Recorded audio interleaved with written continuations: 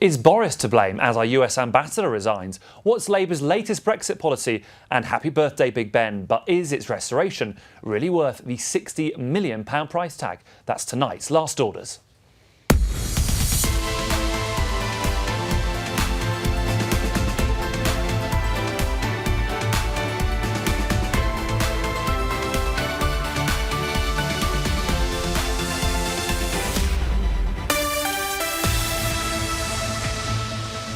Good evening and welcome to Last Orders with me, Joe Pike. Joining us tonight are the Labour MP for Wakefield, Mary Creagh, and from North Yorkshire, the Conservative peer Lord Kirkhope, a former MP and MEP. Good evening to you both.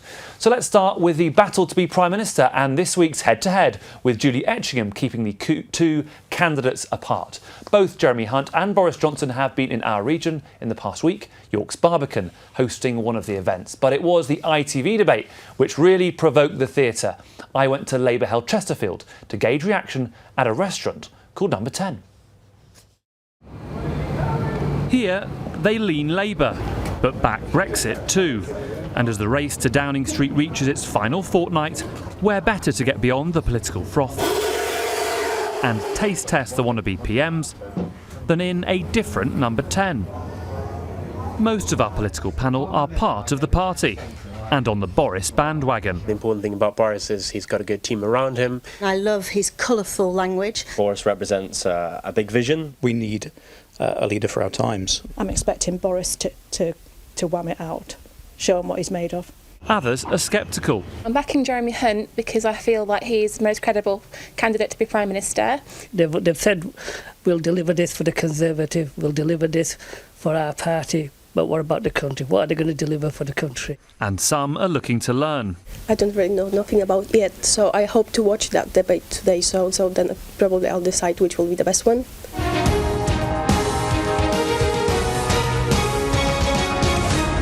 From the start, the gloves are off. I think anybody who goes into this negotiation proposing yet again to kick the can down the road will, I think, run the risk of forfeiting trust with the electorate. I think it's a no.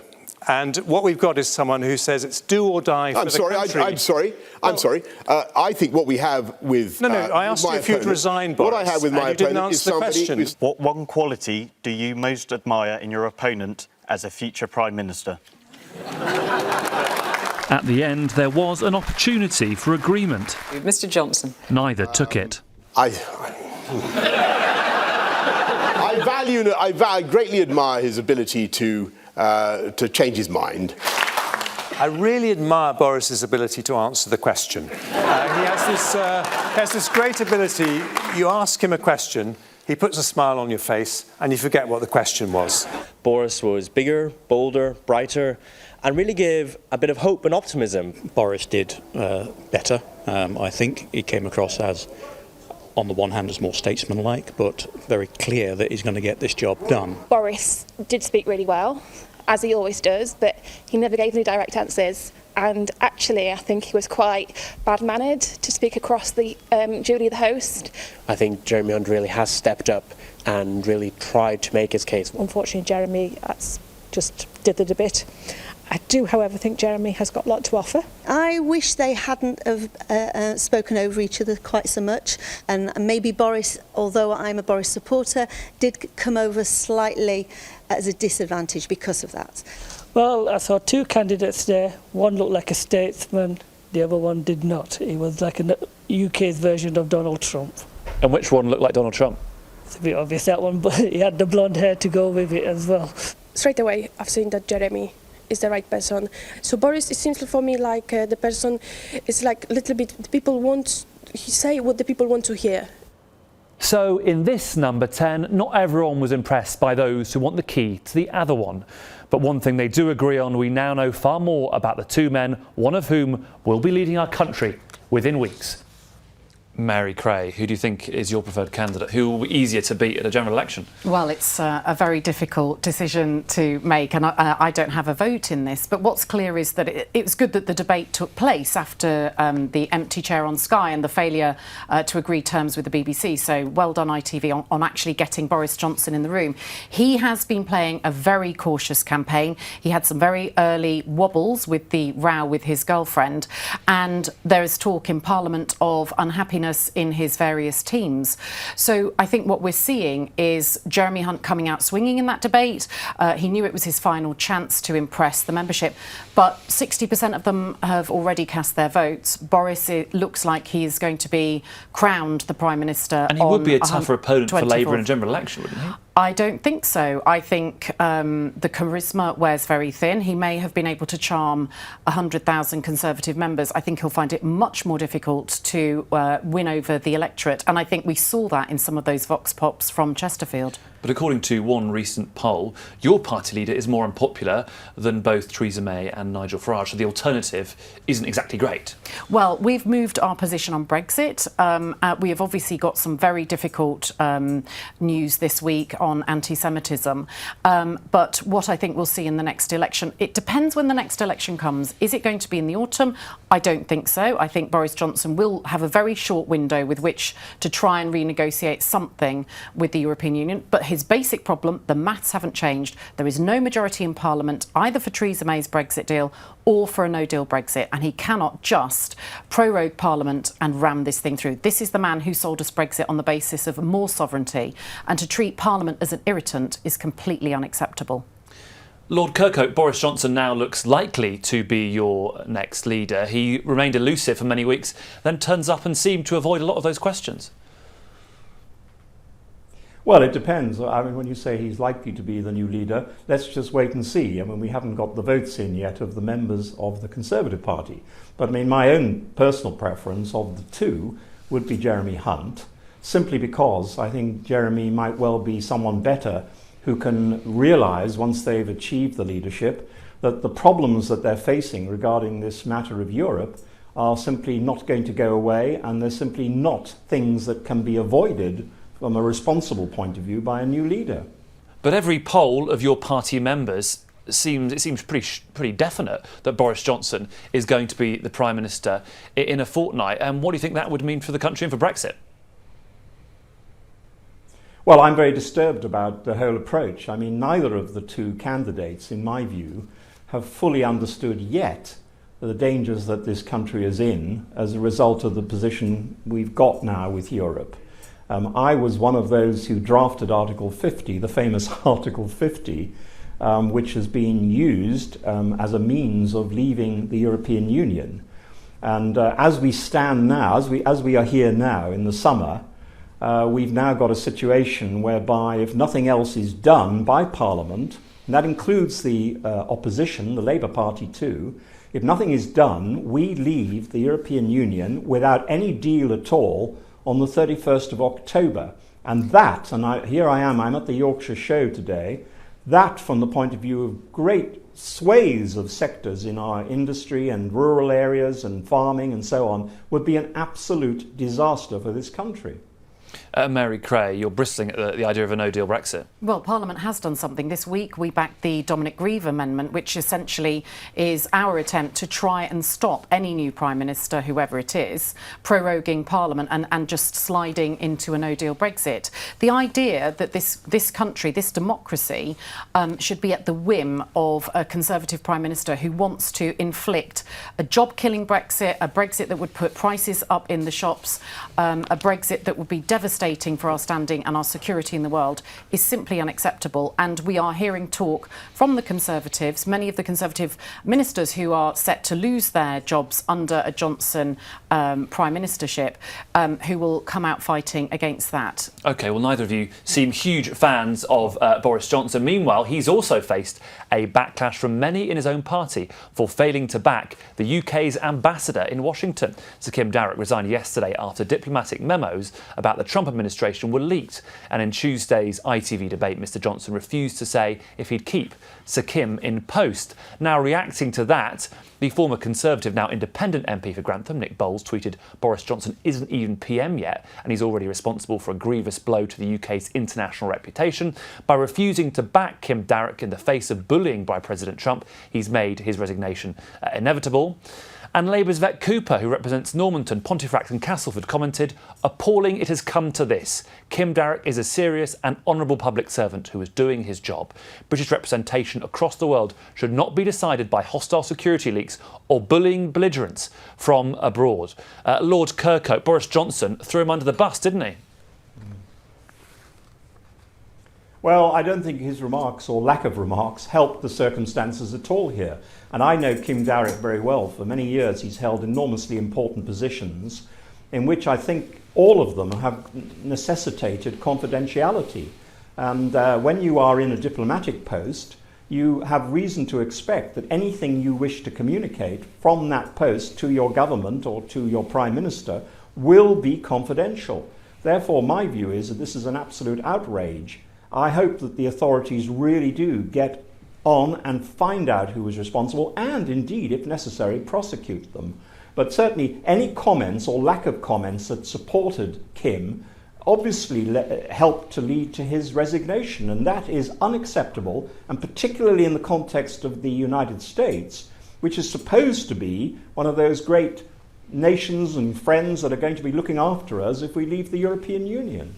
And our relationship, Lord Kirkhope, with the US does seem to be changing. Are we returning now to being America's poodle?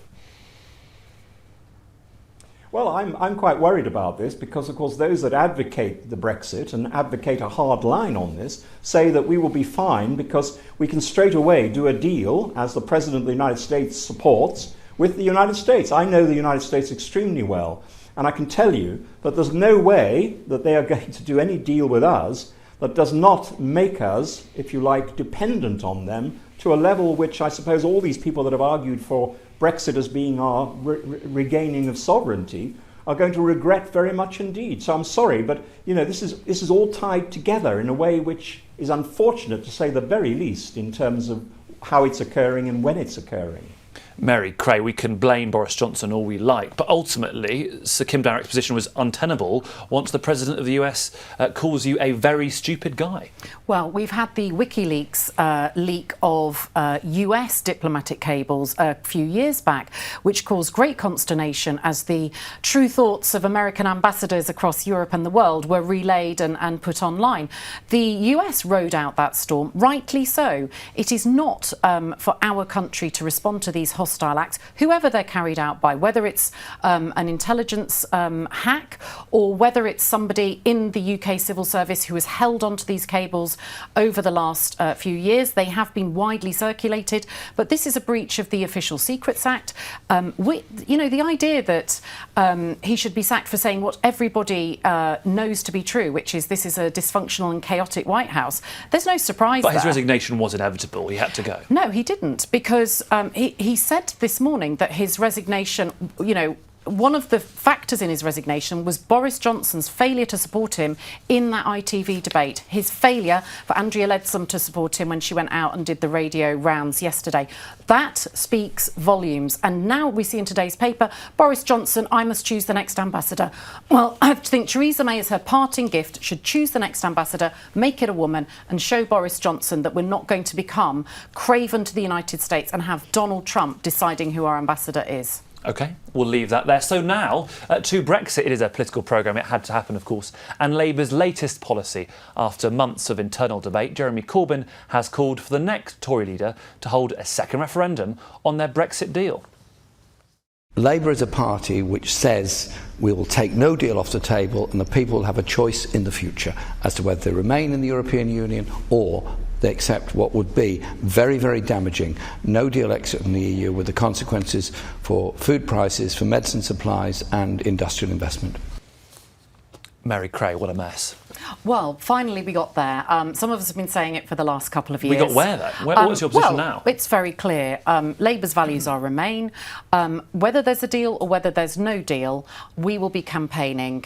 We want to see an option for Remain, and we will campaign for Remain. It's what the trade unions want, it's what the Shadow Cabinet has agreed, and most importantly, it's what our members and our voters expect of us in order to stop any damaging Brexit that would kill jobs, put up prices and be devastating for public services in this country. But Jeremy Corbyn doesn't seem quite so sure. He's not yet confirmed that Labour's general election manifesto position would be remaining.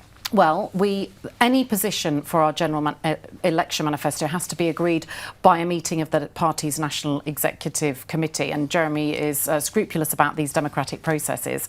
So that would have to be agreed, but I think it's unthinkable that we would not go into a general election campaigning to Remain. It's certain that we wouldn't win a general election if that was not our position. So I think we will do the right thing when it comes to the election, and we will campaign as a proudly Remain party. That is our values, that is who we are.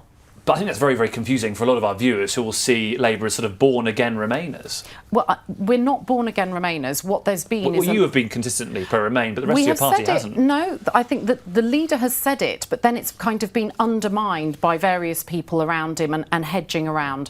We finally got to this... I think that the Prime Minister's spokesman is always clarifying what elected members say, I think in an unhelpful fashion. And I think that we saw it during the debates around March and April. We have voted twice in favour of a second referendum. We have voted in order to make sure that we don't crash out with no deal. So we have whipped and behaved in Parliament to stop a devastating no deal Brexit, and we will continue to do that. Lord Kirkhope, you're not particularly keen on Brexit. Will you be voting Labour now at the next election?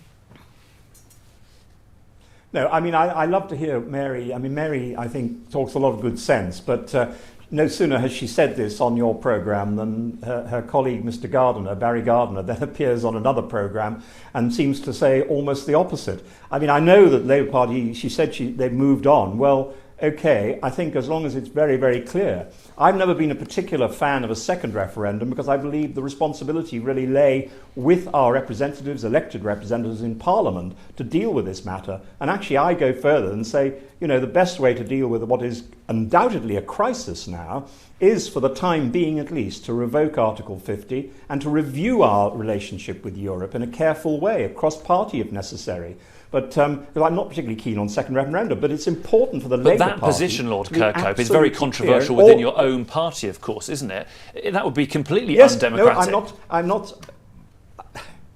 I don't think that's undemocratic at all. It's within the powers available to the executive, if in fact the interests of this country look as if they really are in jeopardy. And I am afraid we've reached a point in all this discussion over the last 2 or 3 years when the responsibility of members of Parliament is to do nothing further that will damage the interests of the people they represent. That is their responsibility. And Labour is not at all clear still. I know they may have moved on, Mary may be right, but we want to get it absolutely clear where they stand. Let's be clear though, Mary, your position now is pretty undemocratic. People in Yorkshire and Lincolnshire, in almost all areas of our region, voted to leave the EU, including in Wakefield. They're going to be furious at this, aren't they? I think people across the country are changing their mind as they look at the car factory shutting What's in the evidence for Bridgend. that?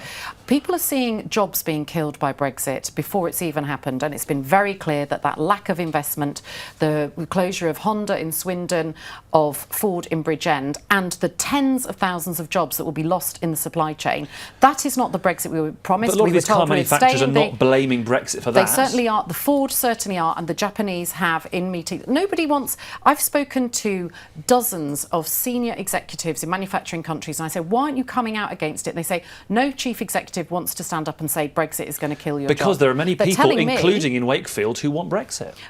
Well, nobody wants to be poorer. Nobody wants to see their child growing up without a job in the future. Nobody wants to see prices going up. Nobody wants to see less money for the NHS. We now know that all of those devastating consequences flow from any sort of Brexit, which makes us poorer and harms public services. But you must be meeting a lot of very frustrated constituents. I think people are sick of this. People are sick of Brexit and they want it to be over. If we leave on the 31st of October, it won't be the end of Brexit. It will be the start of 10 years of negotiations about our future trade deal or no deal. We will have to have some sort of trade deal with our nearest neighbours. We will be negotiating with America and the rest of the world. Brexit is a never-ending nightmare. This started with the people. The only way it can end is with the people. And Lord Kirkhope, even if it does end with the people, and for example, let's say there was a Remain vote, this still would be a battle we'd be stuck in for decades. I think that's one of the big problems about a second referendum, is that if you've got a change where you've just got 52% Remain and 48% Leave, in other words, a reversal of a present position, you'd still have the arguments going on for, well, the rest of my life anyway. So I think the answer is that we really have got to stop. We've got to withdraw from the present circumstances where we don't have a proper agreement anyway in place. We've got a commission that's newly appointed. It isn't going to be there until after the 31st of October. We need to then review our feelings about Europe, go into a much more deep and understanding basis before we go back and decide whether then to leave again or whether we stay with new arrangements. That's what we have to do now. OK, and finally, it's happy birthday, 160 today, to Big Ben, which of course is the very large bell inside the Elizabeth Tower. It's chimed for the first time on July the 11th, 1859. It's hardly been heard since early 2017, though, as renovation work is silencing that famous bomb. It's going to cost more than £60 million with stonework from a quarry near Doncaster, but is the cost a good use of taxpayers' money? Briefly, Lord Kirkhope, £60 million, that's a lot, isn't it? Well, 60 minutes in the hour, £60 million seems a kind of fair arrangement for me. And also, we've kept one of the faces of Big Ben always visible to the public. You don't know which week to the next which one it's going to be and where you have to stand to see it, but I tell you, the tourists are still flocking to see that wonderful example of democracy. I'm not sure whether democracy in the rest of the Palace of Westminster is quite so developed at this point, but the clock and the tower is something that is absolutely vital. £60 million, Mary Creagh, could go far further in Wakefield. It's a UNESCO World Heritage Site and it's a precious symbol of our democracy. And I have to say that the work that has been done on it is amazing. I always thought it was black, and then when they revealed the clock that has been redone, it's actually a dark Prussian blue was the original colour, which had been ruined by London's smog. You see the tourists coming, where's Big Ben, where's Big Ben? It was a really heart-stopping moment to see it revealed, and it'll look amazing when it's finished. And hats off to the workers who have been up there spraying and cleaning it and putting in that new hand-blown glass that is going to keep the clock going for the next 100 years. And meanwhile, many billions soon to be spent on refurbishing the rest of Parliament. We need to get on with it, because the longer we leave it, the iron rule of refurbishment is the longer you leave it, the more expensive it gets. And as soon as you get in, you discover all the difficulties. This has to happen. The Notre Dame fire, I think, was the wake-up call. If we don't get on with it... People watching this might get pretty dismayed by that. This is a priceless landmark to our nation, and we have to make sure that it is fit for the next 100 years. OK, that's it tonight. Thanks to both my guests, Mary Creagh and Lord Kirkhope. We're back in September after the summer break. By then we'll have a new Prime Minister, a new Cabinet and a new Lib Dem leader, but I think the same old battle over Brexit. Good night. Thanks for watching.